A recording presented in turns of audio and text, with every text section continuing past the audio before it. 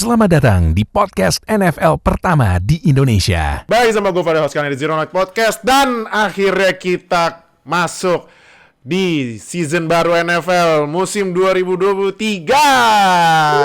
Yang berarti semua tim di-reset dari nol kayak lu isi bensin. Tapi karena week 1 berarti udah ada tim yang menang dan tim yang kalah. Dan tidak ada tim yang seri. Jadi langsung aja nggak pakai lama.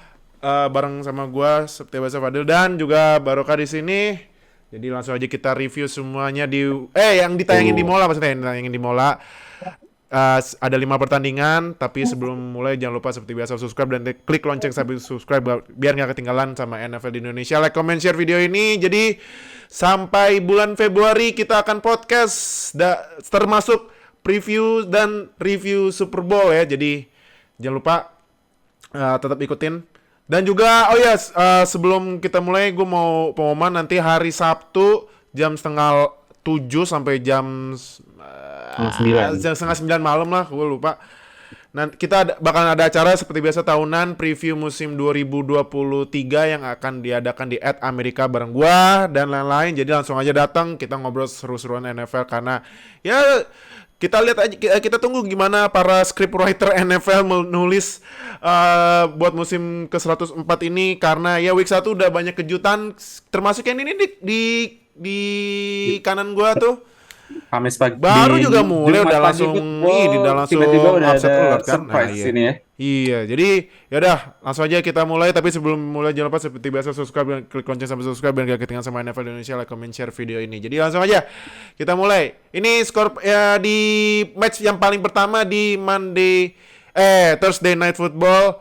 Chiefs kalah lawan Lions. 21-20 ternyata Lions kirain kita hanya hype-nya pas akhir-akhir musim kemarin, ternyata lanjut ya sampai musim ini ya. Gila. Gokil sih. Cuman ya ini kan ya, ada yang bilang alasannya kan gak ada Kelsey. Ntar kita bahas. Terus next. Nah ini hasil semua pertandingan sebelum prime time hari Senin pagi. Browns menang Bengals, anjir. Browns 24-3. Tapi ada faktanya ya. Ada faktanya dulu.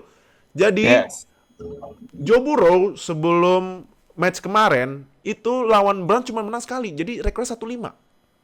Kemarin kalah lagi jadi 1-6. Kenapa ini ya? Oh ini Burrow nih ternyata kryptonite-nya Browns ya. Aneh nih 24-3 loh. Ravens lawan Texans menang. Ravens 25-9 dan ini akhirnya yang udah ngikutin NFL lama pasti tahu skorigami karena ini skornya pertama kali dalam sejarah NFL. Terus Vikings lawan Buccaneers menang Buccaneers 20-17. Ini musim pertama ditinggal oleh Pak D Kambing. Sekarang QB-nya Mayfield dan menang ternyata ya. Terus Falcons lawan Panthers menang Falcons 24-10. Yang menurut gua nih kayaknya Falcons kayaknya bakalan jadi tim yang harus diperhatiin nih. Abisnya gue lihat mainnya lumayan rapi ya sekarang ya. Iya, karena Falcons juga habis rombak pemain besar-besaran juga. Betul. Di off-season kemarin. Mereka sign beberapa free agents. Terus juga mereka draft Atlanta itu siapa ya? JC Bates. Kemarin datangin JC Bates main. Terus draft Bijan. Oh iya, mereka draft Bijan Robinson di first round yang sebelumnya sempat dipertanyakan juga kenapa terlalu cepat. Di top 10 dari NFL draft, tapi ternyata Bijan Robinson sendiri menjadi new spark in the offense dan kemarin Atlanta really proved every doubters wrong. Iya, betul. Nah, terus Commanders lawan Cardinals yang menang Commanders 20-16. Colts lawan Jaguars menang Jaguars 31-21. Fuck. Ini ntar dibahas lagi tim gue. Steelers dibantai 49ers ya Allah 37. Bahkan Houston pun bisa nyekor lebih banyak loh. Iya, aduh. Terus Saints lawan Titans menang Saints 16-15. Raiders lawan Broncos menang Raiders 17-16. Eagles lawan Patriots menang Eagles 25-20 di saat Patriots kedatangan lagi ya Pak De Kambing buat ini ya penghormatan terakhir ya kan. Terus juga tahun depan bakal masuk Patriots Hall of Fame biar tanggalnya bagus tuh di 12 Juni 2024. 6-12-24 kalau versi Amerika ya. Terus Rams lawan Seahawks menang Rams 30-13. Wow. Walaupun Cooper Kupp cedera. Nah ini ada menurut gua pertandingan lo harus nonton ya.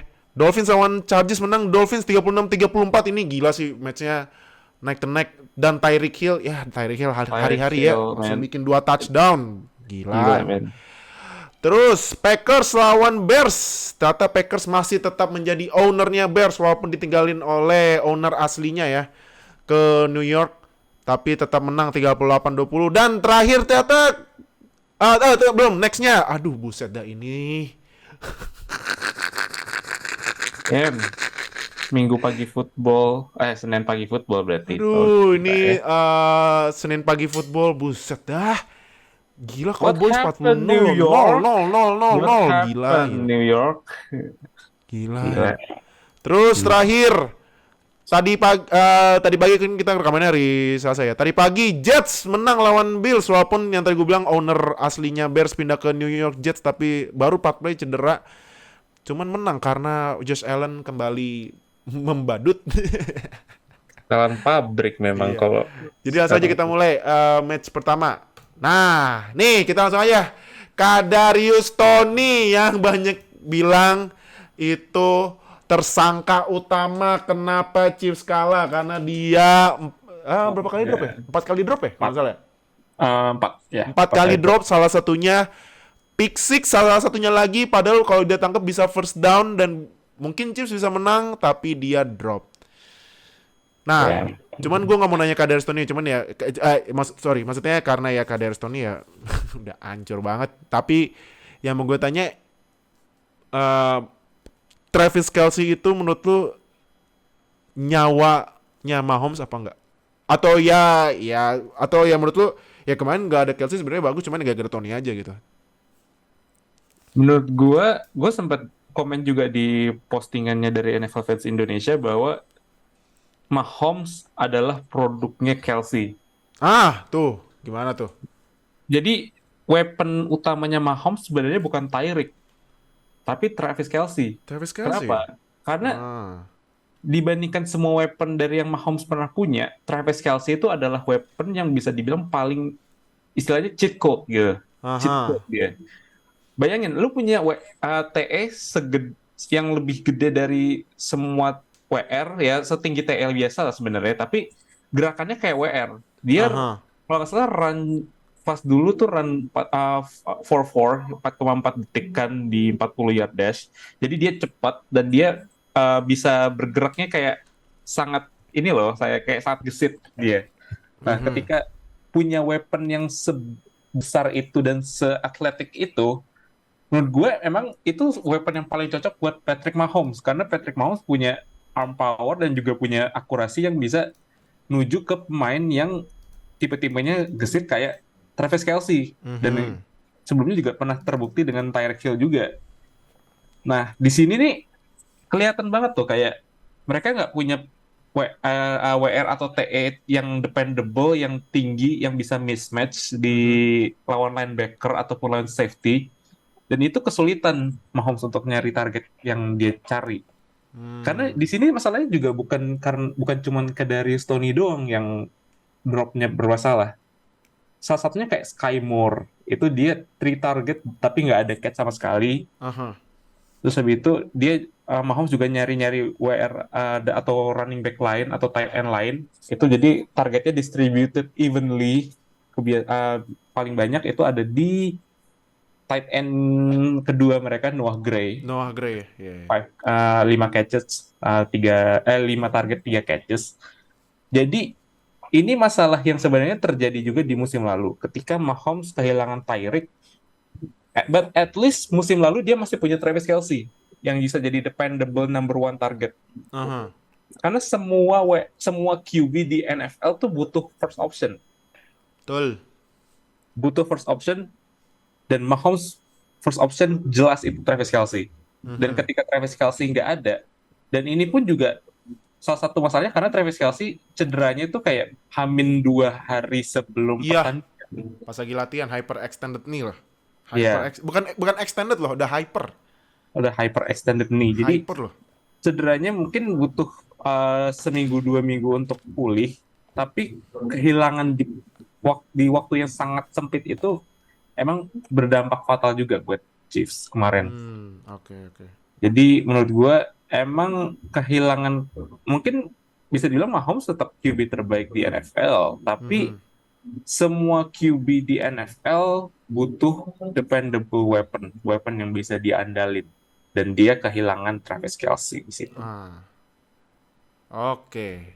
Nah, jadi kalau misalnya nih Kelsey masih nggak main, ya Casey week 2 main ya, katanya cederanya nggak lama gitu ya. Ya, Ya, tapi amit-amit lah ya. Misal Kelsey nggak main, apakah Chiefs harus cari WR? Karena nih kalau gue denger-denger berita nih ya, ada WR dari Tampa Bay yang nggak dapet kontrak extension. Mike Evans. Gimana tuh? Menurut tuh apakah tetap sama harus percaya sama weaponnya sekarang atau harus coba mulai trading for WR? gua rasa sebenarnya kalau mereka mau nunggu Travis Kelce, still keputusan yang tepat juga. Hah. Tapi it doesn't hurt untuk cari weapon Hmm. NFL. Ya. Karena Mike Evans, walaupun dia WR, Travis Kelce TE, karakter mereka tuh sebenarnya mirip-mirip. Mereka ngandalin tinggi badan mereka untuk ngalahin cornerback, linebacker, ataupun safety yang menghadang mereka. Mhm. Jadi, kalau misalkan Chiefs beneran mau nyari supporting cast tambahan buat Mahomes selain Travis Kelce, gua rasa memang Mike Evans itu target yang paling bisa mereka dapat, paling bisa mereka trade. Mhm. Jadi emang karena memang Mike Evans sendiri sebenarnya juga sekarang tuh seingat gue udah umur 30, udah masuk 30 tahun. Tapi dia always konsisten. Dia dulu sebelum Brady dia berurusan sama Jameis Winston. Mhm. Jadi dia punya karakter juga dengan QB yang tipenya gunslinger kayak Patrick Mahomes. Mhm. Jadi ya, gua rasa ini juga salah satu opsi yang bisa dicoba oleh Chiefs untuk ngebantu Mahomes sendiri. Jadi dia nggak kerepotan ketika harus kehilangan Travis Kelce. Mungkin ya nggak cuma minggu depan, tapi mungkin ya in the few weeks kalau misalkan cedera. Jadi I think it's a good option buat Mahomes. Oke, oke. Next ya. Ya, Ah, lu tanya gue deh. oh tadi kita nggak bahas Detroit Lions atau Oh gimana iya, nih? maaf, lupa gue. Lions 3 aja ya, karena Lions Ya, mainnya bagus. Cuman eh menurut lu Lions ini offense ya. Kalau defense ya, kan ya defense menurut gue ya mau gimana karena gue nggak mau bilang ya. ini ya tanda kutip atau kasih ini ya tanda bintang karena nggak ada Kelsey ya. Cuman menurut gue defense Lions ya bisa matiin gerakan weaponnya mau sih. Cuman kalau yang offense dah menurut lu kalau lu lihat nih Goff kayak lahir lagi gak sih? Ya, pas first half gue ngelihat Goff itu mainnya lancar banget tuh, Aha. bener-bener bagus. Dia kelihatan kayak Goff pas di Rams yang mereka masuk Super Bowl pertama kali di 2018. Mhm. Masuk quarter 3, quarter 4 itu mulai kelihatan kayak dia gampang panik, dia mulai sering miss target sama weaponnya dia. Even though ya pak targetnya dia juga notabene cukup bagus sebenarnya. Mhm. Ada Amon-Ra St. Brown and well ya Josh Reynolds maybe, tapi ya it's a good week sebenarnya buat Goff. Nggak yang spektakuler banget tapi solid lah dari dia. Tapi gue Hmm. mau garis bawahin tetap adalah nomor utama mereka, nomor satu mereka yaitu Amon-Ra St. Brown. I think that ketika kita lihat WR, kita nyari WR yang tipenya kayak Amon-Ra St. Brown. Mhm. Runningnya bagus, speednya oke, terus catchingnya bagus banget, dan dia sangat dependable dan bisa dikasih 10 target plus. Kalau misalkan mereka kayak sempat nggak ketinggalan sebelumnya, Mhm. gua rasa itu bisa lebih banyak target ke Amon-Ra St. Brown sebenarnya. Dan saat ini adalah tahun ketiga dari Amon-Ra St. Brown. Musim depan dia bakal minta kontrak baru pasti. Oke. Next ya. Nah, ini Right. aduh, gimana ya gue? Ya, ah, Pusing gue nontonnya sumpah. do you ya lo expect anything less nggak sih sebenarnya dari Matt Canada? Gue udah gimana ya? Gue sayangnya terlalu kemakan janji-janji palsu dia pas preseason yang ya lu itu kan preseason kemarin Steelers mainnya bagus banget ya. Yes. Ya gue kira ya lawan 49ers walaupun kalah cuman gak beda jauh lah ya gitu ya bisa nandingin. Lu bayangin aja first half skornya ketinggalan 20-0 terus di third quarter di second half mau habis gue masih inget banget. Mau tau nge net yardsnya berapa? Berapa? Net yards kan berarti yards maju dikurangin Kurang yards mundur kan? ya kurang Mau seconds tau segala berapa macam. net yardsnya? How much? Minus 3 yards anjir. Ya, Ya ampun. Terus sacks gue ngeliat loh. 5 Kenny sacks loh. Iya gue liat Kenny Pickett mainnya kayak nggak siap sama sekali, kayak nggak latihan. Jadi panik banget, parah panik banget. Terus bikin 2 interception lagi. Aduh, makanya jadi wah gua kemarin nonton bingung sendiri sih kenapa nih tim kayak gini tiba-tiba. Gua kira juga defense-nya bisa lah at least nahan CMC atau apa atau gimana tuh. Ya ampun CMC-nya larinya enak banget. Terus juga defensive back-nya kasih nih Brandon Ayuk 2 touchdown. Aduh, makanya nih Terus kalau ngap- yang terus 49ers kalau ngapain juga misalnya tuh? 49ers bisa jaga Ya, kayak gini mainnya kayaknya Super Bowl sih bisa aja ya. iya. Terus ngapain juga Patrick Peterson mulai bacot-bacot di Iya podcastnya kemarin dia tuh? Patrick Peterson tuh mulai bacot ketika kayaknya saya bakal bisa intercept bolanya Purdy. Alah, apaan tuh TD pertamanya aja Brandon Ayuknya bikin pat pass itu kepleset lah anjir. Ankle breaker dong. Padahal ini Iya. bukan NBA. Iya Padahal makanya. ankle breaker. Iya makanya jadi duh next week nih lawan Browns nih menurut gua sama Watson udah mulai lumayan nih kalau misalnya masih nggak bisa ngalahin Browns kelar dah nih dah musim ini nih. Iya. Cuman solusinya tergampang udah satu, pecat Matt Canada udah kelar dah. Oh, bukan Mike Tomlin. Apa? Bukan Mike Tomlin ya. Enggak, Tomlin masih bisa. Abadi Tomlin ya. tuh kalau manage bagus, cuman ya masalah staffnya ini yang kurang. Wah, pusing gua. Ya, dah, Oh, iya. udah sih Ya, itu aja gua. Males ya, gua bahasnya, sumpah. ya kalau misalkan 49ers ya kita tahu lah hari-hari mereka timnya stack banget. Jadi Iya, 49ers. emang kacau sih. Iya, 49ers ya defensive back, linebacker, DL. Apalagi ada Nick Bosa, ngeri kan ya. Udah stack. Offense-nya menurut gue juga stack sih. Menurut gue.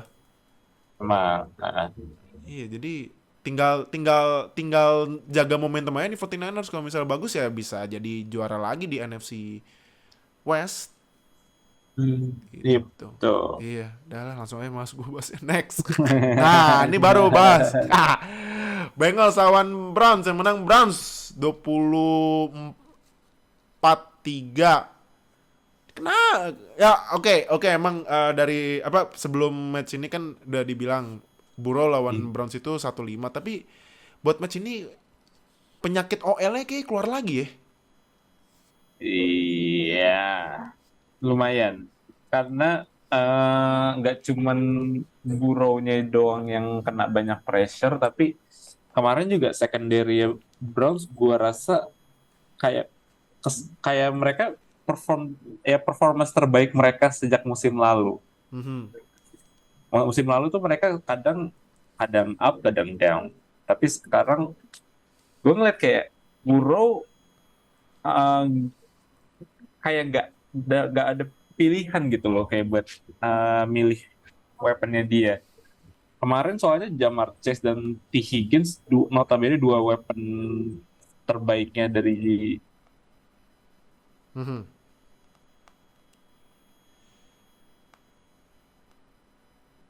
target, 0 catch. Itu gue sempet lihat ininya kan, lihat di highlight juga, dia banyak dikunci sama Denzel Ward. Ya. Denzel Ward salah satu cornerback terbaik di NFL juga. Dan saat ini ya Bengals punya tanda tanya besar juga sekarang, yaitu Mhm. apakah mereka doing a mistake untuk extend Burrow. Tapi mungkin ini bukan salah Joe Burrow sebenarnya, nggak sepenuhnya salah dia. Karena memang ya secara online performance juga nggak begitu bagus kemarin. Mhm. Soalnya juga Joe Mixon pun juga nggak bisa jalan banyak, nggak bisa bergerak banyak juga. Iya. Ya, maybe this is an one-off game dari Bengals. Tapi ya jangan sampai ini kejadian lagi ya, karena ini memang pertanda kalau misalkan divisi AFC North Mhm. ini benar-benar berbahaya banget sih, terutama kalau misalkan Cleveland sama Steelers udah mulai bangun lagi, apalagi Ravens yang Mhm. sering berbahaya juga. Jadi ini divisi bakal keras dan mereka nggak boleh kehilangan satu game pun ngelawan tim-tim di divisi mereka. Oke. Oke. Nah, buat Browns, ini menurut kalau lu lihat offense-nya sekarang sama Watson mantan QB lu udah mulai ini gak sih? Kayak udah Ya, nyambung gak sih? masih agak hit or miss sebenarnya. Aha. Karena walaupun dia skor satu passing touchdown, satu rushing touchdown, tapi dia overall not really that impressive. Mhm. Kayak rusnya masih ada. Kemarin juga cuma 67 passer rating dari Sean Watson. Tapi lagi-lagi kalau Browns itu identitinya always di running game. Mhm. Nick Chubb is a monster. 106 yards, Russell Nick. 21 receiving yards juga. Jadi ini tim yang memang identitinya selalu di ground game. Mhm. Nick Chubb selalu jadi ya RB1 mereka istilahnya. Ya mungkin ada WR-WR kayak Mari Cooper ataupun Elijah Moore yang bisa jadi supporting cast, tapi selalu Browns itu bagus ketika ground game-nya jalan, running Mhm. game-nya jalan. Tapi kemarin juga mereka dapat berita buruk kalau salah satu starting offensive line mereka, Jack Conklin, itu out Ah for iya, season, ACL. Betul. ACL, out for season. Dan Mhm. itu menurut gue juga salah satu kehilangan yang besar juga untuk Browns. Karena mereka kehilangan hal separuh dari identity mereka, yaitu ground game, untuk bisa ngejalanin offense mereka. Jadi pertanyaannya apakah mereka bisa melanjutin performance kayak gini lagi di pertandingan selanjutnya, atau justru kehilangan Jeng Conklin ini adalah pertanda buruk buat satu musim ini. Oke Itu oke untuk oke. Browns. Oke. Oke, next ya. Nah, Yes. Kita lu kita lu lu sekarang malam ini adalah sesi untuk mengeroast tim-tim dari New York. ya Allah, ya Allah. Tapi New York satu lagi menang untungnya. Cuman ya sayangnya ya QB yang udah ditunggu-tunggu ini kan cedera. Aduh. Nah, tapi dari lu expect gak sih matchnya bakal kayak gini? Sebenarnya sih kalau gue kan gue kan main fantasy, QB gue Daniel Jones kan. Gue langsung inget bukannya musim kemarin Daniel Jones ini ya, bukannya Daniel Jones musim kemarin dibantai sama Cowboys ya. Nah, gue cek lagi kan match apa historical matchupnya ternyata bener. Ya udah gue nggak start, untungnya bener. Hah, dan ternyata 40-0. Tapi dari lu lu expect matchnya bahkan kayak gini nggak? Dicincang 40-0, gila. Ingat gue 40-0 ini juga skor Igami bukan sih? Nggak, 40-0 nggak. Oh, man. Kalau Oke. skorigami tambah satu TD sama satu TD, satu PAT sama field goal jadi 50-0 skorigami. Now, 50-0. Oh well, 50-0. kita mulai dari mana? Cowboys. Cowboys, Heeh. ya, their defense lebih dari ekspektasi gue sebenarnya. Kayak gue nggak nyangka bakal se ruthless ini. ke Giants. Kemarin juga ya sebenarnya juga salah satu produk OL Giants kembali ke setelan pabrik, mereka jadi jelek lagi. Tapi ya still giving credit buat Dallas defense juga. Mereka juga bikin 2 interceptions, terus juga 7 sacks, 7 kali Gila sack. kan? Hold on. Ini ini padahal yang di hype dari musim lalu itu kayak perkembangan dari OL-nya Giants ya, tapi kenapa mereka jadi hilang semua? Ini 7 Aha. sacks. Daniel Jones udah kena 7 sacks, Mhm. udah di pressure tiap menit, Mhm. sepanjang pertandingan juga dikejar-kejar. Mhm. Bayangin itu udah kayak gitu dan dia masih disuruh main di quarter 4. Ngapain coba? Mhm. Gue gue nggak melihat logika dari Brian Daboll ini ya, kecuali kalau misalkan Daniel Jones memang minta untuk main di quarter 4. Tapi ya dia quarter masuk quarter keempat aja mereka udah 33-0 skornya. Iya makanya gila ya. Kayak Set. esensinya tuh apa tuh? Kayak membangkitkan semangat kah atau kayak mempertahankan moral kah? Moral apa? Moral apa? 33-0. Gila sih. Kalah sama Dallas. Di Sunday Night Football pula. Jadi udah kalah prime time, kalah sama rival, kalahnya begini. Ah, ya, wow gitu. Mhm. Apa? Ya, I think this is one of the worst performance dari New York Giants di bawah Brian Daboll. Dan ini nggak boleh terus-terusan kayak gini sih. Terutama di offensive line, they have to fix the Iya. OL. Gila. Oh, lu liat gak sih awalnya Giants bagian kanan bolongnya parah banget. Bagian kanan tuh berarti Strong side-nya Daniel Jones. Berarti Daniel bagian Jones, kiri. ya. Bagian Even kirinya Cowboys. Evan Neal berarti atau Andrew Thomas? Bukan, Evan Neal. Andrew Thomas di kiri, left tackle. Evan Neal. Parah Evan Neal main-mainnya. Iya. Kacau. Iya. Ya, kalau buat Cowboys in offense juga ya karena memang defense-nya banyak take away juga, banyak ngasilin turnover juga, jadi mereka juga nggak banyak main kan. Mhm. Dak Prescott juga mainnya oke oke at best. Tony Pollard still really good, CD Lamb still pretty good, dan ya nggak nggak perlu kita bahas lagi sih sebenarnya untuk Dallas.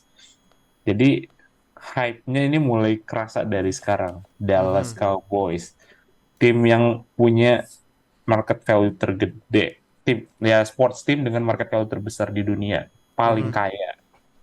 Dan mereka baru aja menang 40-0 lawan rival mereka di primetime football. Gila sih. Imagine the hype dari semua media di NFL yang bakal bilang kalau Dallas Cowboys is a contender buat Super Bowl. Nah, Dan we'll see, karena timnya memang bagus. iya. Cuman ya tergantung dari tiba-tiba apakah mereka ngaco lagi atau enggak aja. Hmm. Oke. Nah, next ya, terakhir. Yes. Nah, ini yang sayang sekali ya, Rodgers cedera baru 4 play, tapi langsung cedera Achilles. Katanya sih Achilles ya. Katanya Achilles, ankle. Ya. Dan ya ini memang karena turfnya tuh aduh, kenapa ya nggak mau ya gue paham ya owner pasti maunya ngirit ya, cuman buset ini pemain ininya udah dikorbanin banyak demi ini kan, demi bagusin timnya cedera. Ini buat gue harus jadi ini sih, jadi tamparan keras sih buat owner buat ganti aja ke rumput biasa gitu. Iya kan? I- Iya, ini soalnya MetLife dipakai juga kan pas Sunday Night Football. Iya, langsung diganti loh. Sem- Wow. Gila kan? Nah, Kemarin Cowboys ada injury yang parah nggak ya sebenarnya? Kayaknya Cowboys gak ada kayaknya lah. nggak ada ya. Baru injury lagi pas New York Jets make. Iya. But ya kalau selain untuk injury itu sih ya it's unfortunate ya karena Aaron Rodgers emang ya Jet butuh banget QB sekaliber Aaron Rodgers terutama untuk kayak mereka mulai menjajaki menjadi contender karena divisi mereka akan sangat keras karena selain melawan Bills ya di pertandingan ini mereka juga bakal lawan Dolphins yang tadi lu bilang menang lawan Chargers. Mereka akan melawan Patriots yang still can be a dark horse juga. Dan hilangnya Aaron Rodgers juga salah satu kehilangan yang besar untuk James. Karena opsi keduanya setelah Aaron Rodgers itu adalah Zach freaking Wilson.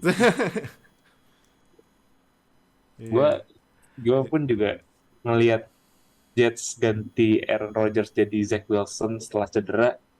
Waktu itu gue nggak nonton, gue cuma ngelihat Zach Wilson main. I was like, berapa turnover ini? Iya banyak banget. Orang sampai di Manningcast aja pengen mainnya sampai kesel sendiri loh nontonnya. Lawan Zach Wilson, ya being Zach Wilson. Tapi kalau masalah turnover, justru Zach Wilson lebih unggul dibandingkan QB satunya lagi. Nah itu Josh Allen nih, aduh, 4 kali kesalahan loh, 3 interception, 1 kali fumble. Nih menurut lu nih Josh Allen kayak mainnya terlalu ngide banget gak sih? Kalau lihat kan kayak masih kayak musim kemarin ya, maksain badan, di tackle, kayak gini juga nih foto. Menurut lu sekarang Josh Allen mendingan lebih sabar gak sih? Kayak gak usah ngide banget. Gue rasa sih sebenarnya coaching staff mereka dari dulu tuh coba untuk ngekontrol Josh Allen biar dia, lu mainnya sabar aja, jangan terlalu dipaksain. Ya mereka semua orang tahu kalau Josh Allen juga badannya fisiknya gede, ya 6'5", dia sebegitu juga bisa main tubruk-tubruk orang. Tapi di satu sisi tuh kayak mainnya tuh bener-bener yang liar banget kadang-kadang. Iya. Kita sering pakai istilah hero ball. Iya, hero ball. Di mana ketika QB yang bagus itu memaksain untuk nge-throw ke tempat yang harusnya nggak dia tuju, ataupun tempat yang biasanya QB nggak ngecapai itu karena dia punya arm power gitu, dia bisa. Tapi yang sebenarnya itu adalah bukan keputusan yang bagus. Nah, Josh Allen nih 3 interception-nya itu sebenarnya 3-tiganya tuh hampir mirip semuanya. Dia di pass tapi ke double coverage. Oke. Jadi ini yang harus benar-benar dievaluasi juga sama Bills karena Josh Allen itu nggak bisa selamanya jadi istilahnya kayak hero-nya mereka lah gitu. Terkadang dia harus benar-benar dikoreksi sampai jangan sampai itu 3 interception bisa ada lagi nih game kayak gini di next few weeks gitu. Karena ya kalau misal nggak akan ada tim yang bisa bertahan untuk menang di satu pertandingan ketika QB-nya ngelempar lebih dari 3 interceptions. Oke, iya makanya 3 interception dan 3 interceptionnya sama ke satu pemain lagi, Jordan Whitehead, 3-tiganya. Iya. Dia juga pakai jersey nomor 3. Hat-trick. 3 interception by number 3. Iya. Dan akhirnya masuk overtime. Ya sebenarnya gue mau masukin catch of the year, cuman kandidat catch of the year itu yang Garrett Wilson yang one on one terus coba nangkap satu tangan agak lepas tapi bisa ditangkap pakai satu tangan lagi, gila sih. Dan menang lewat punt return touchdown, gila sih ini. Jets seenggaknya ada ini ya, kasih semangat moral ya, habis kehilangan Rodgers yang kalau Achilles mah udah pasti out for season lah ya.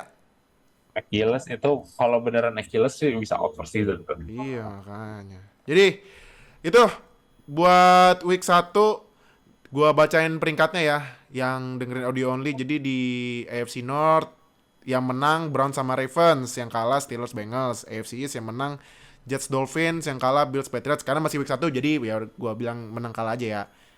Terus AFC South yang menang cuman Jaguars. Oke. Terus AFC West yang menang cuman Raiders. Raiders of all teams. Wow. NFC North yang menang Packers sama Lions.